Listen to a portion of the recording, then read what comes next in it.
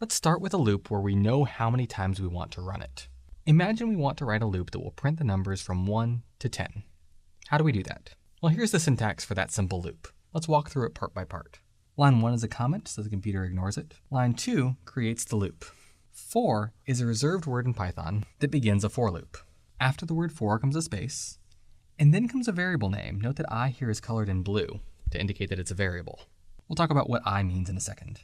Then another space, and then the word in. Then another space, and then a function called range. Range is a function that returns a list of numbers, starting with the first number, given in the parentheses, and ending before the last number. It includes the first number, but excludes the last number. So this function actually generates a list of numbers that is 1, 2, 3, 4, 5, 6, 7, 8, 9, and 10. The first one, the 1, is included, and it stops before the last number. So it stops at 10 instead of 11. What that means is that technically even the traditional for loop in Python is actually a for each loop, but we'll get to why in a second. For now, all you really need to know is that this loop, as written here, will run for the numbers 1 through 10. It'll start at the first number and end before the last number. Now what this for loop really does is it tells Python to repeat the lines of code indented under it. It repeats them for each number in this range. Every time it repeats them, the variable I will take on the next value from that range. Here, the body of the code just says to print the number. And so what we find is that as it runs, it prints the numbers 1 through 10. But let's see real quick how this actually works under the hood. As I noted, when line 2 runs, the function range creates a range of numbers. 1, 2, 3, 4, 5, 6, 7, 8, 9, and 10. Then it wants to repeat lines 3 and 4 because they're indented underneath the for loop for every item in this list. Each time it repeats, the variable I takes on the next value from that list. So the first time it runs, I takes on the value 1. Thus, print I prints 1. That's the end of the indented code, and so it returns to the for loop and checks, am I done yet? Well, no, there's still a lot more numbers.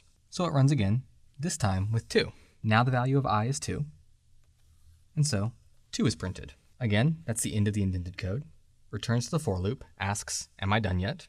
No, you're not done yet. There's still a lot more numbers. Then once again, the indented code is now done running. So it returns to the for loop and asks, am I done yet? Well, again, you're not done yet. There's still a lot more numbers to do. And so this continues for each number in the list. When it finally gets to 10, it once again prints that I's value is now 10. And then again, the indented code is over. So it returns to the for loop and asks, am I done yet? Well, actually now we are done. We've executed the lines of code, the indented lines of code, for every item in that list. Or in this case, for every number in that range. So these are the basic parts of a for loop. The keyword for, a variable name that will take on each number in the range. The keyword in, the range itself, the minimum value, and the maximum value, or one more than the maximum value. Then for every number defined by that range, the indented code will run with the variable name taking on the value of the next number in the range. Now before we move on, one kind of technical but kind of important note. Note that we actually can't change the variable within the loop. This output is pretty busy, but let's just trace through 1 or 2 iterations of this loop. So the code runs, and on line 2, it starts the loop again. Once again, it's going to create a range of numbers 1 through 10. Then one by one, each value will be assigned to the variable I, and the indented code will run with I having that one value.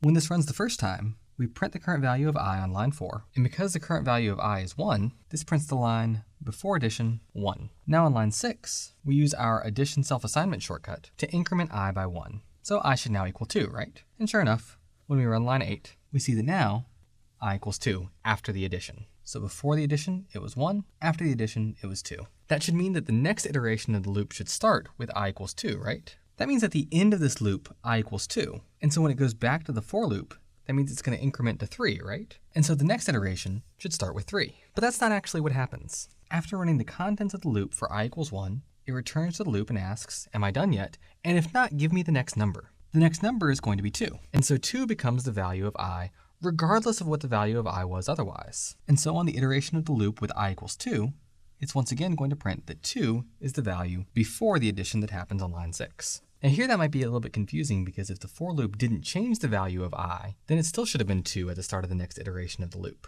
However, imagine if instead of I plus equals 1, we said I plus equals 10. What that would mean is that at the end of the first iteration of the loop, instead of equaling 2, I would equal 11. 1 plus 10 is 11. But still, nonetheless, when the next iteration started, the value of I would be 2 again.